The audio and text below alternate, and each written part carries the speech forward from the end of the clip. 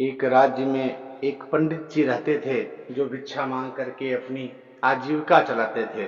उस राज्य में अकाल पड़ा हुआ था, तो जब पंडित जी बड़ी मेहनत मशक्कत करने के बाद, पूरे दिन मांगने के बाद उतना भी नहीं अर्जित कर पाते थे जिससे उनके परिवार वालों का भरण पोषण हो पाए। वो शाम को आते तो उनकी धर्मपत्नी बार बार उन्हें फटकारती, डांटती और उनसे झगड़ा करती कि आप पूरा दिन घर से बाहर रहते हो, फिर भी बच्चों का पेट नहीं पाल पा रहे हो। अब ऐसा करो कि आप घर में बैठो और मैं जाती हूँ मांगने के लिए।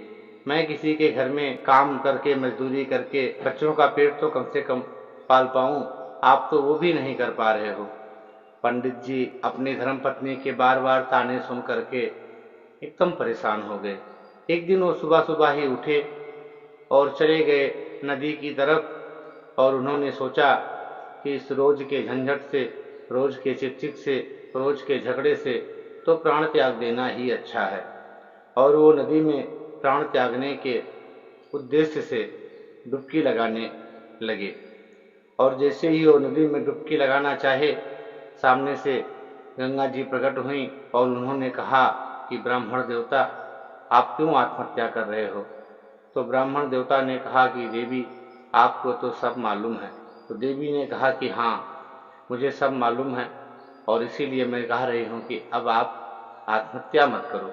ये मैं तुम्हें एक पत्थर देती हूँ, ये पत्थर तुम लेके जाओ और इस पत्थर को श्रद्धा भाव से अपने आंगन में रख करके साफ स्थान पे, और इससे अपनी आवश्यकता के लिए जो कुछ भी मांगोगे वह तुम्हें सहज ही प्राप्त हो जाएगा। पंडित बहुत खुश हुए, पर आगे से गंगा जी ने कहा कि बस बात सिर्फ इतनी है कि तुम्हें जितना मिलेगा, तुम्हारे पड़ोसियों को, तुम्हारे गांव वालों को उसका दोगुना प्राप्त होगा। पंडित जी ने वो चीज रख ली। वहां से रास्ते में आते आते सोचने लगे कि प्राण तो त्यागने मैं जा रहा था, मर तो मैं रहा था, प्रसन्न होकर के देवी ने मुझे ये वरदान दिया, ये पत्थर दिया, और फायदा गांव वालों को होगा, फायदा समाज को होगा। पंडित को ईर्षा हो गई पड़ोसियों से, समाज से, गांव वालों से। पंडित जी बहुत खुश ना हुए।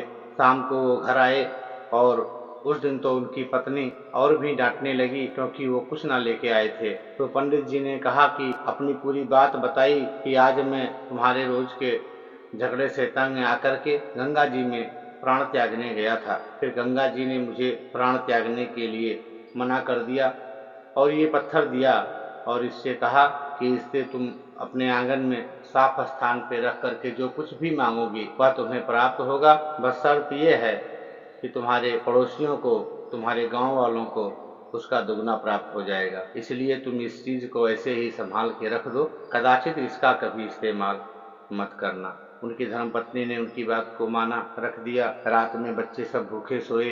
दूसरे दिन पंडित जी फिर वही भीख मांगने निकल गए। इधर बच्चे एकदम परेशान, जान पे बन आई। तो पंडित की धर्मपत्नी ने कहा कि मरने से तो अच्छा है अपने लिए भोजन मांग लिया जाए। पंडित की धर्मपत्नी स्नान करके आंगन में लीप करके उस पत्थर को रखा और श्रद्धा भाव से भगवान का स्मरण करते हुए, अरदास करते हुए कहा कि हे पत्थर, अगर आप में कोई शक्ति है तो मेरे परिवार के लिए, मेरे बच्चों के लिए कुछ भोजन की व्यवस्था आप करो, अन्न मुझे प्राप्त हो। और कहना था कि रसोई में बहुत सारे अन्न उनके आ गया। अब इधर वो अपना खाना बनाने लगी, बच्चों को खिलाई, और इधर पंडित जी फिर जब एक समय सीमा होती थी कि उतना दूर तक जाते थे और उसके बाद से पलटना भी होता था, तो जब वो पलट रहे हैं तो जिसके भी दरवाजे से गुजर रहे हैं वो बुला बुला करके पंडित जी को कुछ ना कुछ दान कर रहा है, क्योंकि अनाज तो सबके घर में आया था और अप्रत्याशित आया था।